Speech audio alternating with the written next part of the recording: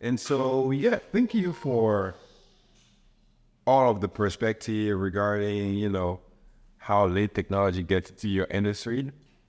But we wanted to talk about marketing strategies that have helped you throughout the years. And I won't say give us everything because No, other jewelers are watching, but of course. I appreciate that about you. No, you don't want to give up your secrets. I think the reality is my competition won't watch this podcast because I think they're a little bit behind, is the truth. When I look at jewelers in the United States, your average jewelry store owner is probably near 70 years old right now. They're not looking at podcasts. They're not looking at social media as a viable source of marketing.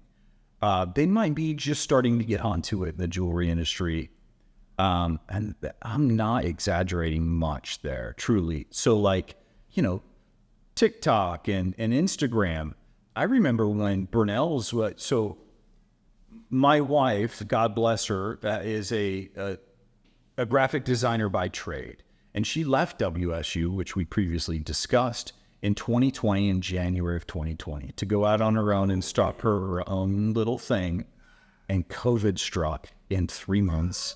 So I immediately snatched her up and we started kind of hitting the ball hard with Burnell's in all social media, all aspects digitally.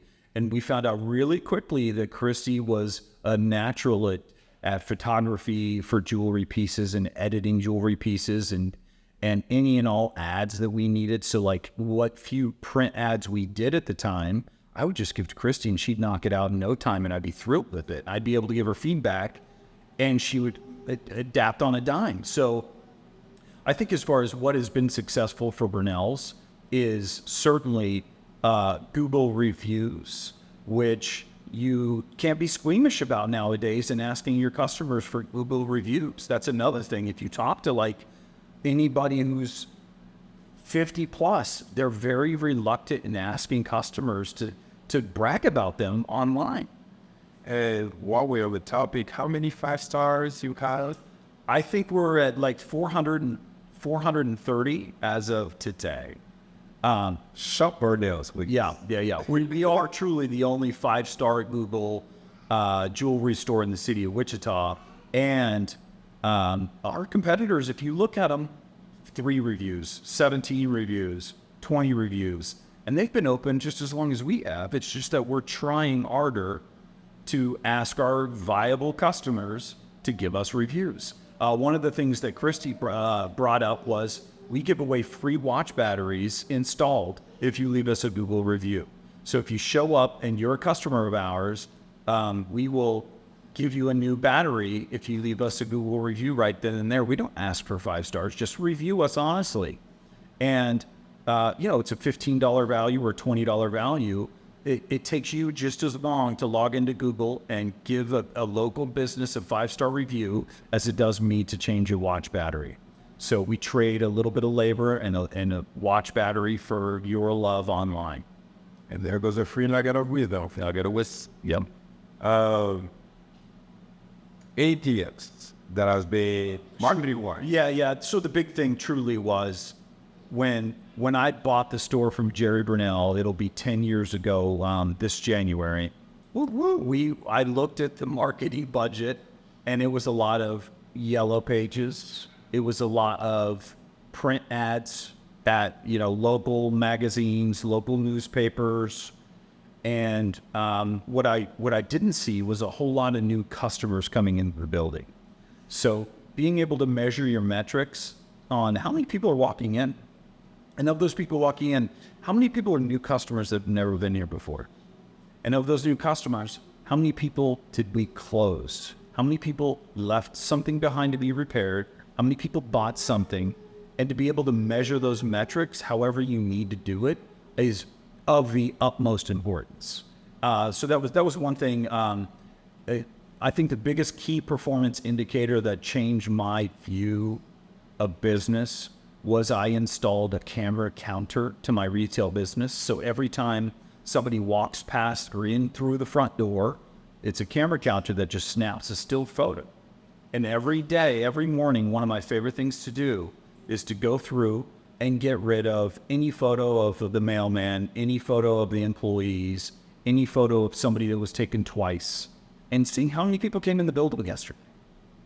It seems so simple, right? It is. How many businesses do you think actually do that? This is what I'm talking about being a savage. It's a little thing that just pay attention to what's going on in your building every day, and you will start seeing, wait a second, I don't even know my closing ratio. How do I start finding out my closing ratio? Well, take that number of people and how many receipts came from that day. Okay, if I had 30 people in the building and only 10 receipts, you only closed 30% of the people that came through the door. What's wrong? How can we improve that? I'm tearing down.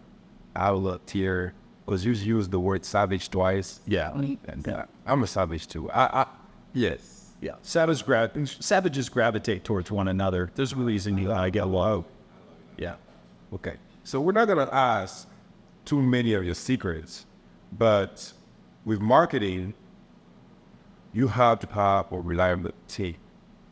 And so team-wise, what are some of the things that you instill in your business for you to have a great culture, for your team to be able to support you with whatever endeavor, whatever new goals that you're trying to accomplish? I think the big thing truly, Francois, is transparency.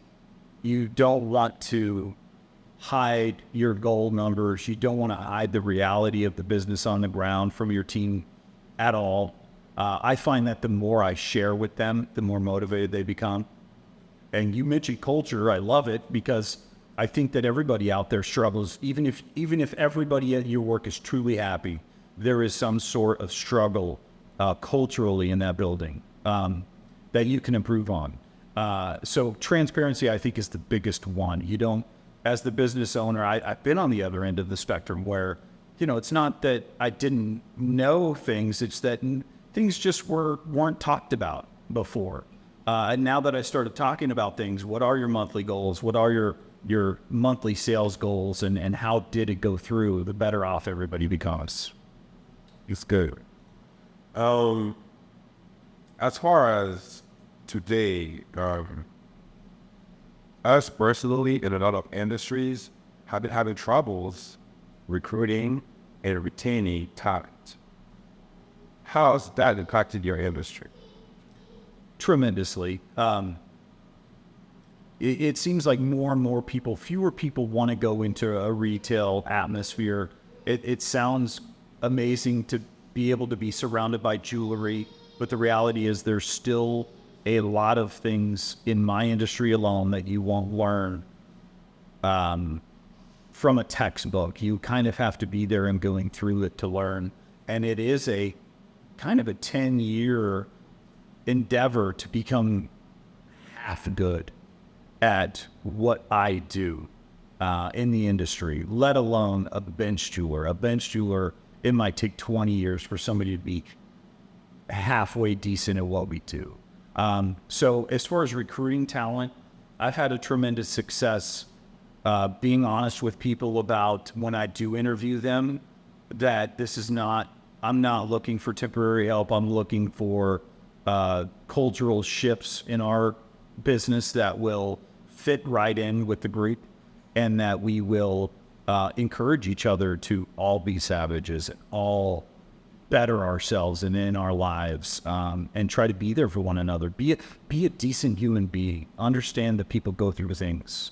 When people call in sick, there's probably a reason whether or not they're sick. They don't need the 10th degree when somebody calls them sick. So there are moments where it really, you kind of have to listen to your heart and talk to people like a decent human being. I love that. Compassion. Yeah, Compassion. Yep. I don't want to take too much of your time, so we'll wrap up with finance tips. Yeah.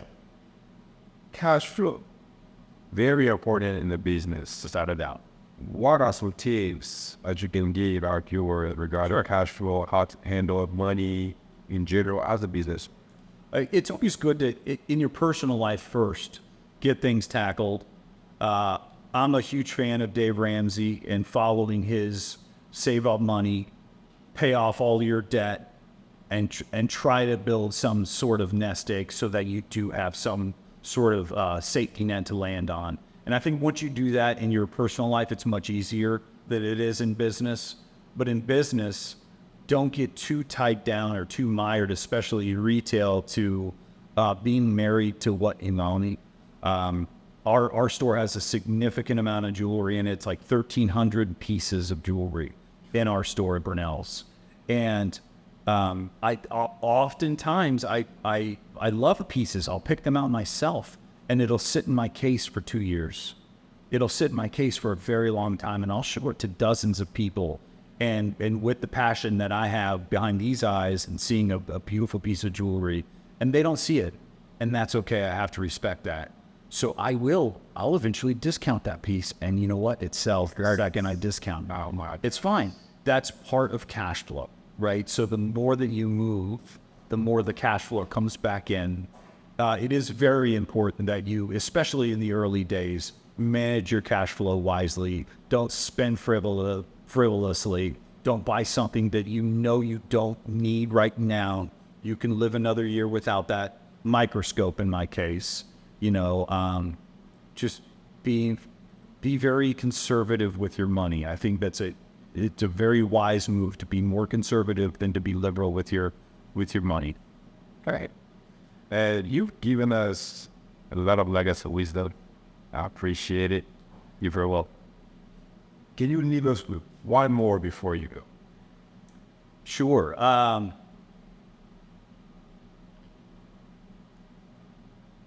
I think if I'm to double down to the children in this world, I have nieces and nephews that are teenagers and they're growing up.